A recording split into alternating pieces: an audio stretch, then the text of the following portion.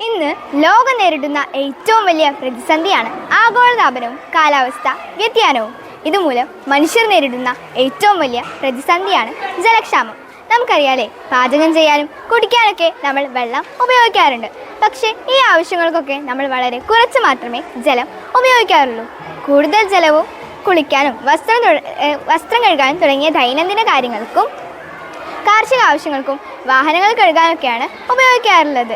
ഈ ജലം ഭൂമിയിലേക്ക് താഴ്ന്നു പോകാനാണ് പതിവ്.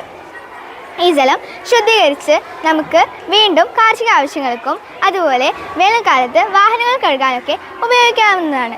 ഇത് നമുക്ക് വീട്ടിൽ വളരെ കുറഞ്ഞ ചെലവിൽ നിർമ്മിക്കാവുന്ന ഒരു സംവിധാനമാണ്. ഇതിൻ്റെ ഒരു മാതൃകയാണ് ഞങ്ങളിവിടെ അവതരിപ്പിക്കാൻ പോകുന്നത്.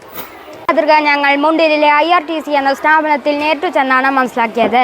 അവരുടെ അടുക്കളയിൽ നിന്നും അതുപോലെ തന്നെ അവരുടെ ക്വാർട്ടേഴ്സിലെ കുളിമുറിയിൽ നിന്നും വരുന്ന അഴുക്ക് കലർന്ന സോപ്പ് ജലത്തെ അവർ ശുദ്ധീകരിച്ച് ഒരു സ്ഥലത്ത് സംഭരിക്കുന്നു. അവിടെ നിന്നൊരു ചെറിയ മോട്ടോർ സംവിധാനം ഉപയോഗിച്ച് ആ സ്ഥാപനത്തിലെ തന്നെ പൂന്തോട്ടവും പച്ചക്കറി തോട്ടവും നനയ്ക്കുന്നത് ഞങ്ങൾ നേരിൽ കണ്ടു. ഈ സംവിധാനം വീട്ടിലൊരുക്കുന്നതിലൂടെ നമ്മൾ ഇന്ന് നേരിടുന്ന ഏറ്റവും വലിയ ജലക്ഷാമത്തെ നമുക്ക് നേരിടാൻ കഴിയും. നമുക്കിനി പ്രൊജക്റ്റിലേക്ക് പോകാം. ഈ പ്രൊജക്റ്റ് ഉണ്ടാക്കാൻ ഞങ്ങൾ ഉപയോഗിച്ച സാധനങ്ങൾ ഇഷ്ടിക, കാനവാഴ, മണൽ, കല്ലുകൾ, കരിക്കട്ടകൾ, പാറകഷ്ണങ്ങൾ തുടങ്ങിയവയാണ്. ആദ്യം വരുന്ന അഴുക്കുജലത്തെ പ്രത്യേക അരിപ്പ സംവിധാനം ഉപയോഗിച്ച് ശുചീകരിക്കുന്നു. പിന്നീട് വരുന്ന ജലത്തെ ദീർഘചതുരാകൃതിയിലുള്ള ക്രമത്തിലെ പാളികളിലൂടെ ഒഴുക്കി ഔട്ടർ സെക്ഷനിലേക്ക് പതിപ്പിക്കുന്നു.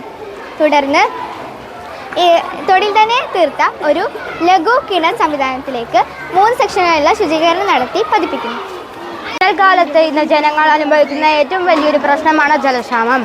അതിനാൽ ഞങ്ങളുടെ ഈ പ്രോജക്റ്റ് സമൂഹത്തിന് നന്മയ്ക്കായി ഞങ്ങൾ സമർപ്പിക്കുന്നു.